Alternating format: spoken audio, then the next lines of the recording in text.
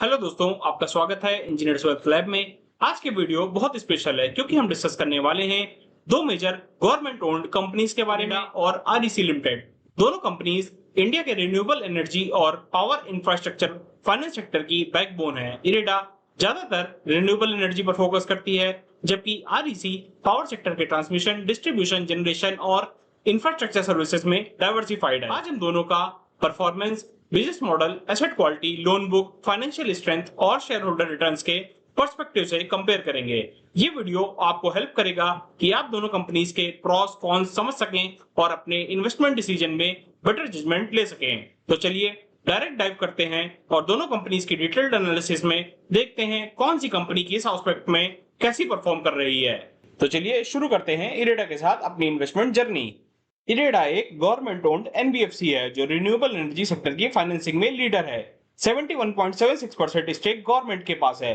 Pure play green energy financing, focus, Navratna status और pan India presence है। इरेडा की शुरुआत 1987 में हुई जब मिनिस्ट्री ऑफ एनर्जी के non conventional energy source department के अंडर एक डेडिकेटेड फाइनेंशियल इंस्टीट्यूशन बना। 1996 में पब्लिक फाइनेंशियल इंस्टीट्यूशन का स्टेटस मिला और 2010 में शेड्यूल सी से शेड्यूल बी सीपीएसई में अपग्रेड हुआ। 2005 में आईएसओ सर्टिफिकेशन भी मिला ब्यूरो ऑफ इंडिया स्टैंडर्ड से। 2015 में मिनी रत्न स्टेटस मिलने के साथ केरला में पहला 50 मेगावाट सोलर प्रोजेक्ट स्टार्ट किया गया। 2022 में गवर्नमेंट ने 1500 करोड़ की इक्विटी इन्फ्यूजन करके कंपनी को मजबूत बनाया। 2023 में आरबीआई ने इरेडा को इंफ्रास्ट्रक्चर फाइनेंस कंपनी का स्टेटस दिया और 2018 में पहली बार ग्रीन मसाला बॉन्ड इशू की गई। 2024 में शेड्यूल ए सीपीएसई में अपग्रेड और काफी रिमार्केबल स्टॉक मार्केट डेब्यू किया। सबसे बड़ा माइलस्टोन 2024 में आया जब बीपीई ने इरेडा को नवरत्न स्टेटस दिया जो टॉप सीपीएसई के लिए रिजर्व्ड है। 2025 में गिफ्ट सिटी में सब्सिडियरी को रजिस्ट्रेशन मिला, साथ ही कॉर्पोरेट गवर्नेंस एंड सीएसआर में गोल्ड अवार्ड और सीपीआईपी अवार्ड भी मिला। इस साल परपेचुअल बॉन्ड्स 1247 करोड़ के इशू किए।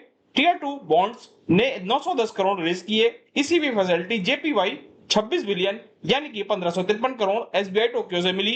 क्यूआईपी के थ्रू 2005 करोड़ की सक्सेसफुली रेज हुए और 54 ईसी बॉन्ड्स इशू की अप्रूवल मिली। ये माइलस्टोन इरेडा को स्टेडी ग्रोथ करने और इंडिया की ग्रीन मिशन में लीड रोल को दिखाते हैं। अगर हम इरेडा के कवर्ड सेगमेंट्स की बात करें तो जहां इन्होंने ट्रेडिशनल टेक्नोलॉजीज में solar, hydro, transmission, wind, biomass और एथेनॉल को कवर कर लिया है, वहीं इमर्जिंग टेक्नोलॉजीज में इन्होंने battery storage systems, electric vehicle, green hydrogen, pump storage और स्मार्ट मीटर्स को ये कवर कर चुके हैं। अगर हम इनके प्रोडक्ट्स की बात करें तो इनके प्रोडक्ट्स में project term loans, refinancing of loans, loans against scrutinization, top up loan, loan syndications को ये कवर कर रहे हैं। इंडिया की non fossil fuel capacity June 2025 तक 227 गीगावाट तक पहुंच चुकी है, जो कि एफवाई 2020 में 134 गीगावाट हुआ करती थी और जिसका मिशन 2030 तक 500 gigawatt non fossil fuel energy का टारगेट है।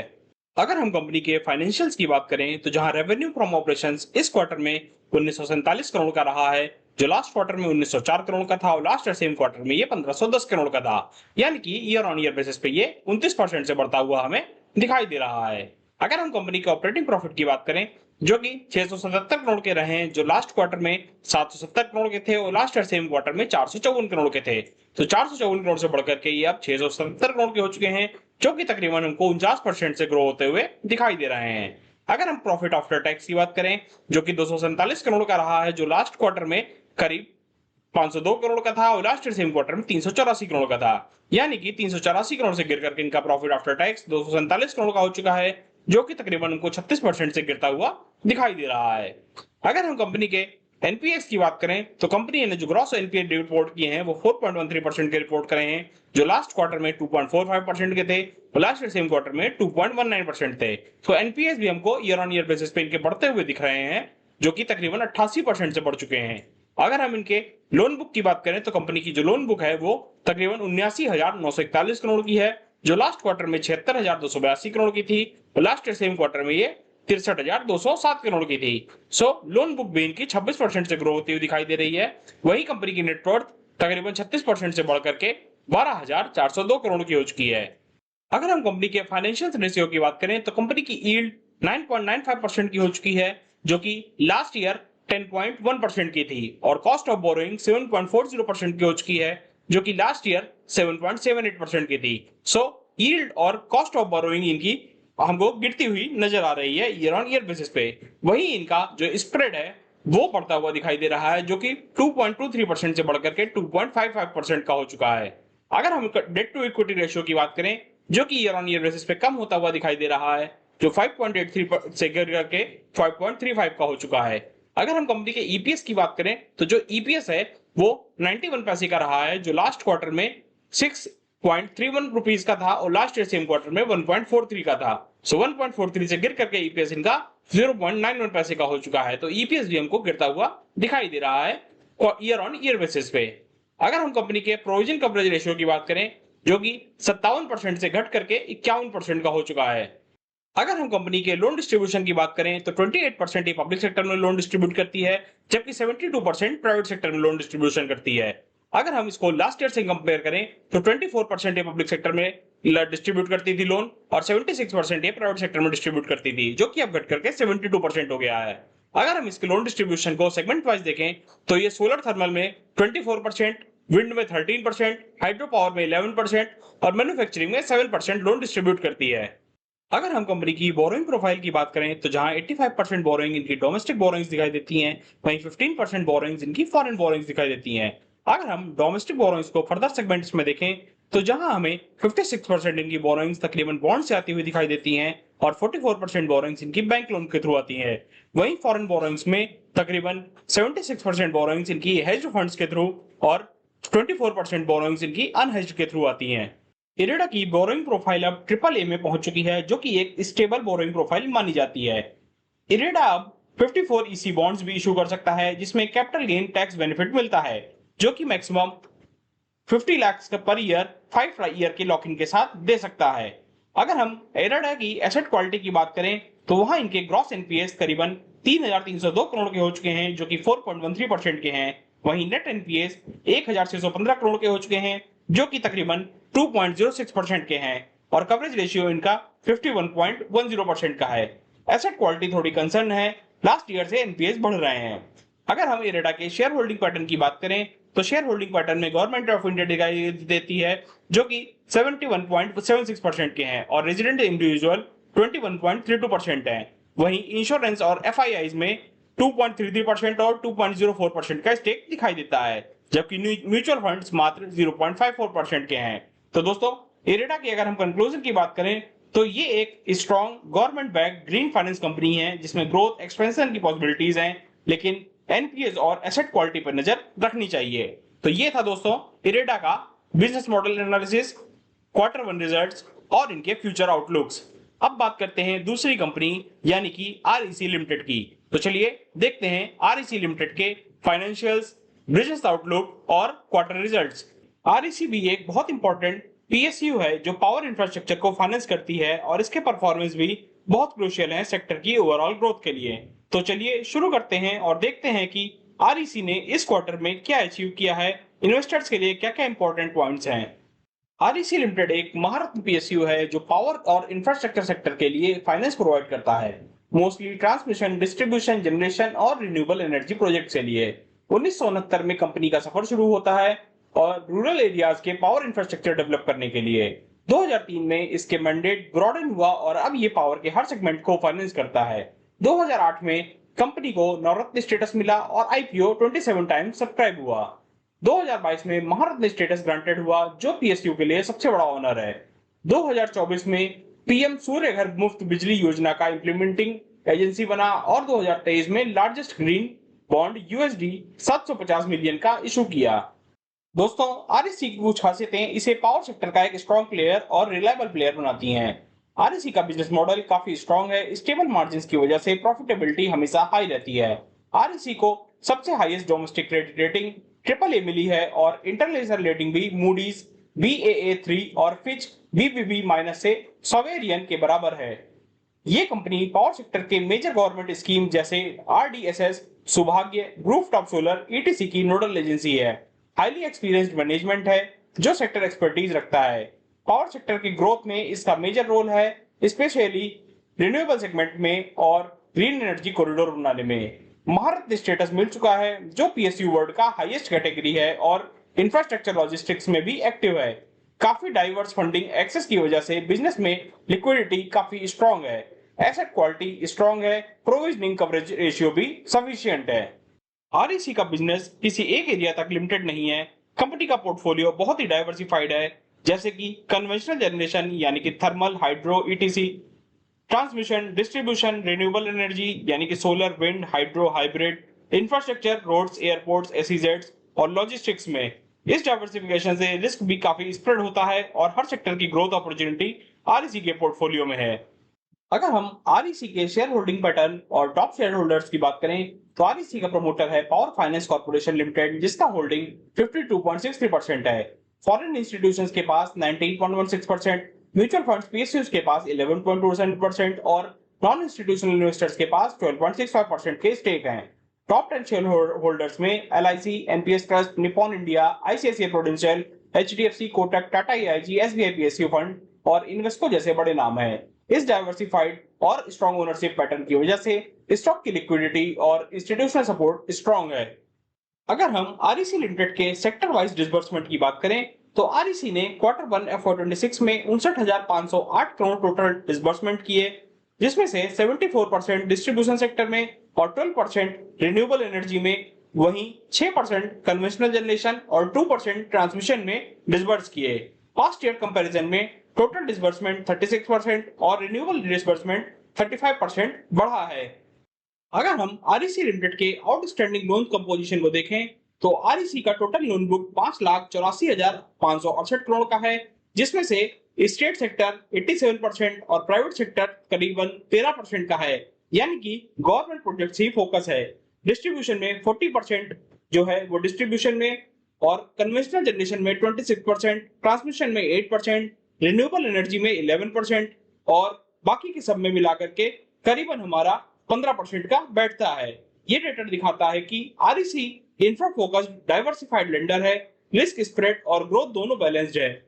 अगर हम आरईसी लिमिटेड की एसेट क्वालिटी और प्रोविजनिंग कवरेज की बात करें तो कंपनी की asset quality all time best पर है। ग्रॉस क्रेडिट इम्पेयर्ड एसेट्स 2.61% से गिर करके 1.05% पर आ गए हैं। नेट क्रेडिट इम्पेयर्ड एसेट्स 0.82% से घट करके 0.24% के हो गए हैं और प्रोविजनिंग कवरेज रेशियो 77.05% पर पहुंच चुका है। यानी जितनी एनपीएस हैं उतनी एडिक्वेट प्रोविजनिंग है, रिस्क मैनेजमेंट का लेवल हाई है और जो कि हमें इनकी बढ़िया एसेट क्वालिटी और प्रोविजनिंग कवरेज को दिखाता है। अगर हम कंपनी की फाइनेंशियल हेड्स की कंपैरिजन करें क्वार्टर 1 FY26 का क्वार्टर 1 FY25 से, तो इनकी नेट प्रॉफिट तकरीबन 4,451 करोड़ के हो चुके हैं, जो कि पहले लास्ट ईयर में 3,442 करोड़ के हुआ करते थे, जिसमें हमें 29% की ग्रोथ दिखाई देती है। वहीं इनकी टोटल इनकम 13,037 करोड़ से बढ़कर के 14,734 करोड़ की हो चुकी है, जिसमें हमें 13% की ग्रोथ दिखाई देती है। वहीं इनकी नेट इंटरेस्ट इनकम में 4,474 करोड़ से बढ़कर के अब 5,247 करोड़ की हो चुकी है, जो कि तकरीबन हमें 17% से बढ़ती हुई दिखाई दे रही है। वहीं इनकी लोन बुक 5,30,000 करोड़ से बढ़कर के 5,85,000 करोड़ की हो चुकी है, जो कि अभी तक का हाईएस्ट है, जिसमें हमें लगभग 10% की ग्रोथ दिखाई देती है। वहीं इनके नेट क्रेडिट इंपेयर्ड एसेट्स भी 0.24% के हो चुके हैं, 0.82% से घट करके। अगर हम इनके हाईएस्ट नेटवर्थ की बात करें जो कि 72,351 करोड़ से बढ़ करके 79,688 करोड़ की पहुंच चुकी है, जिसमें भी हमें 10% की ग्रोथ दिखाई देती है। तो दोस्तों, अगर हम इनके फाइनेंशियल्स की बात करें तो काफी अच्छे फाइनेंशियल्स हमें दिखाई दे रहे हैं, जहां पे इनका नेट प्रॉफिट भी बढ़ता हुआ दिखाई दे रहा है, लोन बुक में भी ग्रोथ दिखाई दे रही है, नेट इंटरेस्ट इनकम भी बढ़ रही है और इनकी नेटवर्थ भी बढ़ती हुई दिखाई दे रही है।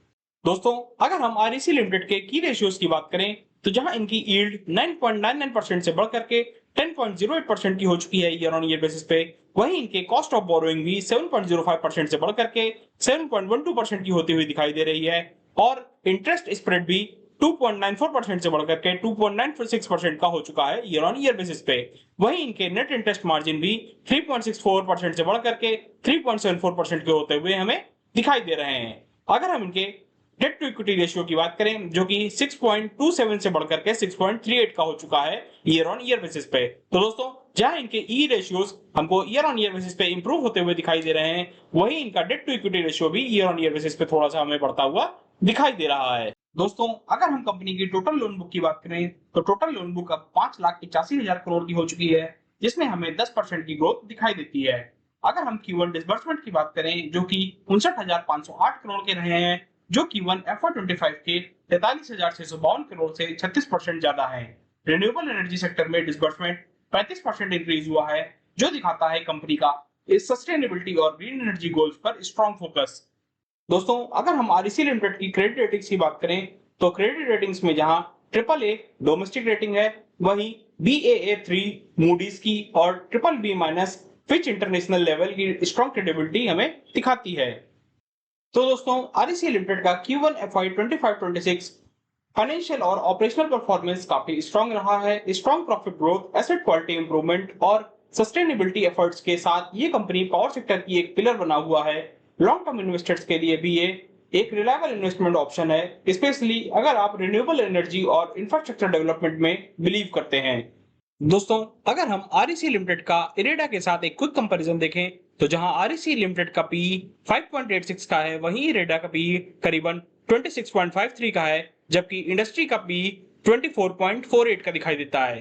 तो आरईसी लिमिटेड इंडस्ट्री के पी के कंपैरिजन में काफी सस्ती हमें दिखाई देती है, जबकि इनके अगर हम डिविडेंड की बात करें तो डिविडेंड यील्ड में 4.79% की डिविडेंड यील्ड है आरईसी लिमिटेड की, वहीं इरेडा की डिविडेंड यील्ड 0 की है। अगर हम इनकी आरओसी और आरओई को कंपेयर करें तो आरओसी के मामले में आरईसी लिमिटेड 9.96% की दिखाती है, जबकि इरेडा 9.37% का आरओसी रिपोर्ट करती है। वहीं आरओई इरेडा का 18.05% का है, जबकि आरईसी लिमिटेड का 21.51% का है, और आरओए भी करीबन करीबन सेम है दोनों के, जबकि आरईसी लिमिटेड का 2.73% का है, वहीं इरेडा का 2.39% का है। अगर हम इनके 3 साल की सेल्स ग्रोथ की बात करें तो आरईसी लिमिटेड की 3 साल की सेल्स 12.80% की रही है, वहीं इरेडा की 3 साल की सेल्स तकरीबन 33% की रही है, और प्रॉफिट भी 16% का रहा है आरईसी लिमिटेड का, वहीं इरेडा का 38% का रहा है। और operating profit margin REC limited का जहां 97.11% का है, वहीं इरेडा का मात्र 88% का है।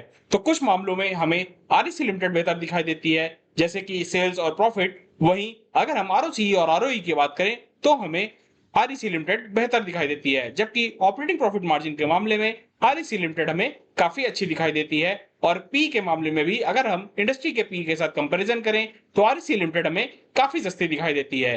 तो आपको ये कंपैरिजन कैसा लगा आरईसी लिमिटेड का इरेडा के साथ, हमें कमेंट्स में जरूर बताएं। अगर आपको ये वीडियो अच्छा लगा हो तो लाइक, शेयर और सब्सक्राइब करना ना भूलें।